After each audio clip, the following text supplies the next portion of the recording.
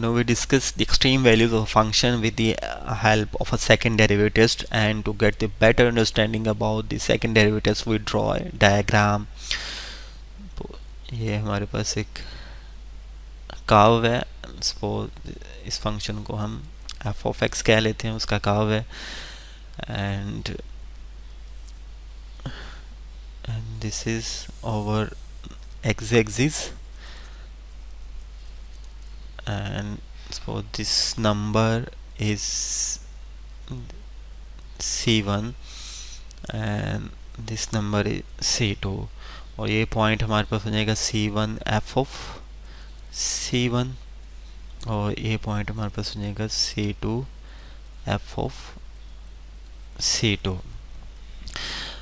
यहाँ पे जो टेंजेंट लाइन है ड्रॉ करें एट c1 के ऊपर से पैरेलल टू x एक्सिस, और definitely at x equal to c1 तो बस f ऑफ प्राइम c1 होगा वो 0 होगा, and x equal to c2 f of prime c2 जो होगा वो हमारे पास इक्वल टू 0 होगा. Then according to definition these are critical numbers.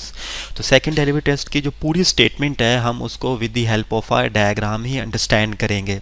सबसे पहले जो कंडीशन है वो ये है कि सेकंड डेरिवेटिव टेस्ट में वो रिक्वायरमेंट उसकी ये है कि f ऑफ प्राइम c1 must be equal to 0 and c1 is a critical number. Second जो है वो in the neighbourhood of a critical number first derivative of a function should be defined.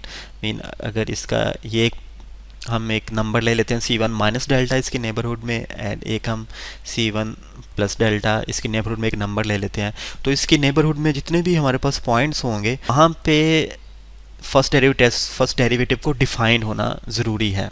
And third जो requirement है second derivative test की कि अगर if f of double prime c1 exist करना चाहिए, मीन इस क्रिटिकल नंबर के ऊपर जो सेकेंड डेरिवेटिव टेस्ट है वो एग्जिस्ट करना चाहिए. और फोर्थ जो उसकी रिक्वायरमेंट है सेकेंड डेरिवेटिव टेस्ट की वो ये है हमारे पास कि अगर यहाँ पे f ऑफ प्राइम c1 जो है वो हमारे पास लेस देन 0 आ जाए तो हमारे पास relative maximum value of a function exist करेगी. अगर इस पॉइंट के ऊपर जो सेकंड डेरिवेटिव है उसकी वैल्यू ग्रेटर देन 0 आ जाए तो वहाँ पे हमारे पास रिलेटिव मिनिमम वैल्यू एग्जिस्ट करेगी. तो ये जो डायग्राम है ये एक पर्टिकुलर डायग्राम है. तो यहाँ पे c1 के ऊपर फर्स्ट डेरिवेटिव जो है वो लेस देन 0, सेकंड डेरिवेटिव जो है वो लेस देन 0 होगा. यहाँ पे फंक्शन की according to the second derivative test हमारे पास रिलेटिव मैक्सिमम वैल्यू जो है वो एग्जिस्ट करेगी. सिमिलरली ये क्रिटिकल नंबर है तो इसकी कंडीशंस वही हैं सेकंड डेरिवेटिव टेस्ट की कि फर्स्ट ऑफ ऑल तो f ऑफ प्राइम c2 जो है वो इक्वल टू 0 होना चाहिए. ये जो क्रिटिकल नंबर है यहाँ पे फर्स्ट डेरिवेटिव की वैल्यू जो है वो इक्वल टू 0 होना चाहिए. सेकंड जो इसकी रिक्वायरमेंट है वो हमारे पास ये है कि यहाँ पे जो सेकंड डेरिवेटिव है नंबर के ऊपर वो हमारे पास एग्जिस्ट करना चाहिए.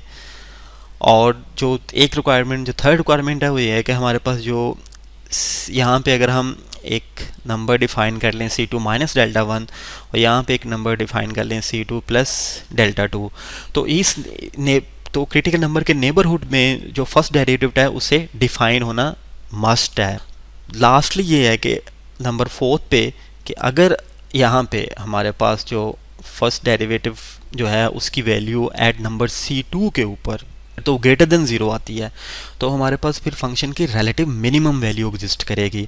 तो ये डायग्राम क्योंकि एक पर्टिकुलर डायग्राम है तो इस नंबर के ऊपर क्रिटिकल नंबर के ऊपर जो फंक्शन की वैल्यू है वो definitely greater than second derivative की वैल्यू जो है एट नंबर c2 के ऊपर डेफिनेटली ग्रेटर देन 0 ही होगी. यहाँ पे फिर जो है वो रिलेटिव मिनिमम वैल्यू एग्जिस्ट करेगी. इन दी अदर सेंस आप कह सकते हैं कि अगर आपका जो फंक्शन का जो ग्राफ है उसका बिहेवियर अगर तो ये हमारे पास कनकेव डाउन आ रहा है तो फिर आपकी according to second derivative test आपकी वैल्यू जो है वो रिलेटिव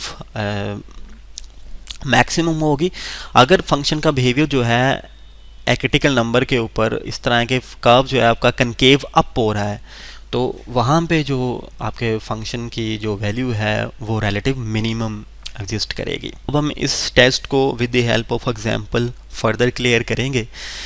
एक बात यहाँ पे बताना बहुत ज़रूरी है कि सपोज अगर आपकी जो ये क्रिटिकल नंबर है, सपोज अगर C1 है या एनी अदर कोई भी नंबर है क्रिटिकल नंबर फंक्शन का, वहाँ पे आपकी वैल्यू जो है सेकंड डेरिवेटिव की वैल्यू जो है वो इक्वल टू 0 आ जाती है, तो फिर ये टेस्ट इन्फॉर्मेटिव नहीं रहेगा, हमें वापस फर्स्ट डेरिवेटिव टेस्ट की तरफ देखना पड़ेगा। अब हम इन सारी बातों को with the help of example further clear करते हैं।